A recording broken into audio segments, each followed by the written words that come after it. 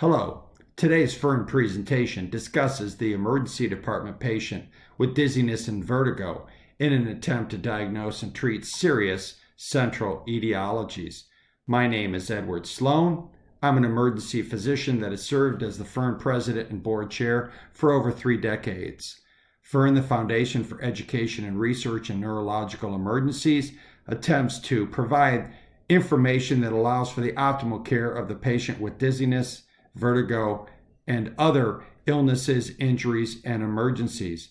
Please go to our FERNE.org website and our YouTube channel for more content related to the optimal care of the patient with dizziness and vertigo, and follow us on social media for more real-time information on the care of all patients with neurological emergencies.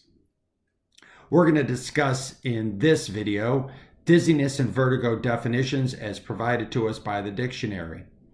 So Merriam-Webster describes dizziness as an adjective being foolish, silly, having a whirling sensation in the head with a tendency to fall, or being mentally confused.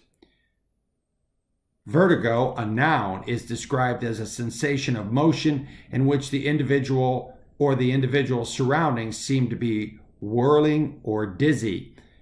It is also seen to be a dizzy, confused state of mind, or mentally confused, as is the case with the definition of dizziness.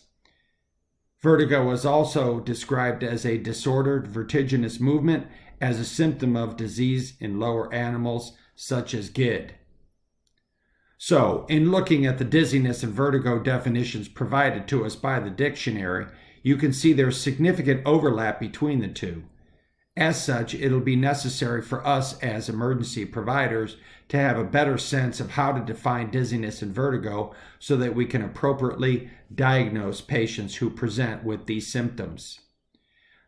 If you have comments or questions, we encourage you to get a hold of us at fern.org at gmail.com. Thank you very much and have a good day.